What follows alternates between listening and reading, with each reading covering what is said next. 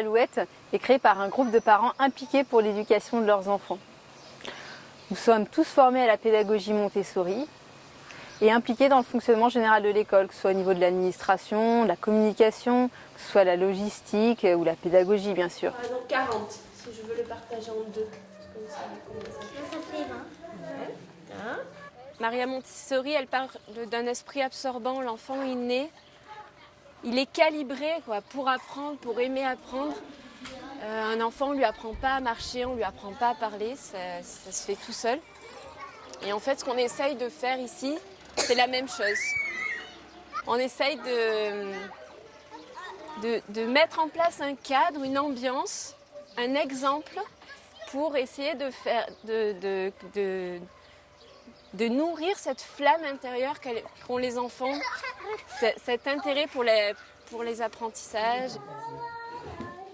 Une ambiance Montessori, pour moi, c'est offrir un environnement adapté à l'enfant, pour le rendre le plus autonome possible dans son quotidien. Et puis présenter du matériel adapté à son âge, à son rythme aussi, et lui permettre de manipuler et de trouver lui-même la solution. Est-ce que tu les connais, les petites séries? Alors, il y a le matin, c'est les matières fondamentales, académiques, avec la pédagogie Montessori. Il y a des mamans qui sont plus formées à la pédagogie que les autres et qui s'investissent tous les matins. Les parents sont aussi formés à la pédagogie Montessori, à la philosophie Montessori. C'est elle qui guide en fait ce projet, qui guide nos pas et qui va aussi guider dans l'esprit les ateliers de l'après-midi. Les ateliers d'après-midi sont dédiés à l'ouverture à soi, à l'ouverture au monde, avec énormément d'ateliers différents. Vous avez vu la Terre comme elle est molle? Et ça, regardez, j'ai fait. Et moi, j'ai fait un bateau moteur. Et on va comme ça. Nos enfants sont éveillés, curieux, une soif d'apprendre. Les parents essayent de leur apporter des choses de façon très ludique. J'adore cette école. J'aime beaucoup l'art plastique. Moi, l'informatique. J'aime bien travailler sur les arbres. J'adorais faire un film. C'est une école pour aider tout le monde. Dans toutes les communes, l'école c'est la vie. Hein. Et puis moi qui suis souvent dans les champs, et encore j'y étais tout à l'heure, quel plaisir d'entendre les enfants crier au niveau autant de la récréation ou quand ils font des sorties, c'est assez souvent. Voilà, on a l'impression de revenir il y a 50 ans.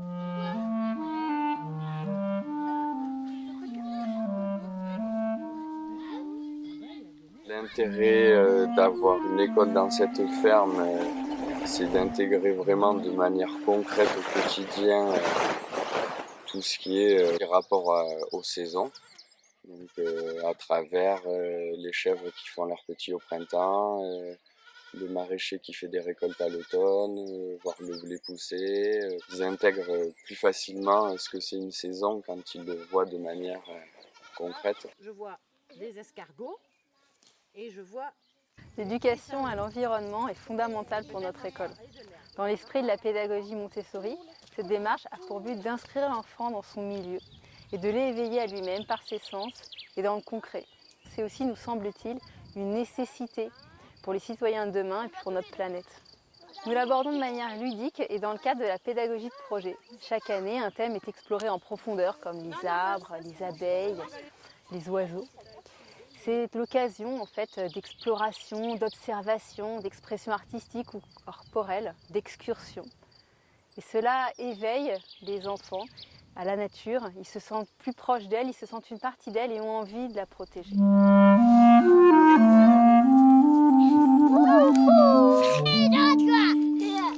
Oui.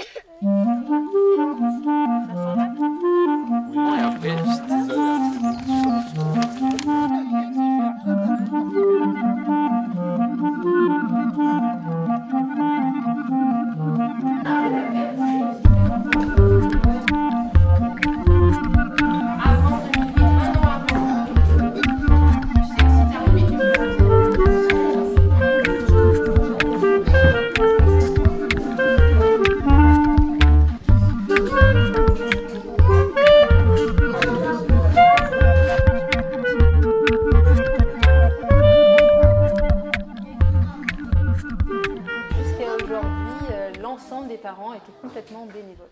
Maintenant, il y a 2 mamans extrêmement qualifiées dans la pédagogie Montessori et dans l'accompagnement des enfants qui sont là tous les matins à leur côté. Et pour pérenniser ce mode de fonctionnement, nous avons choisi de salarier l'année prochaine 2 éducatrices Montessori. Et elles seront assistées par 2 jeunes services civiques.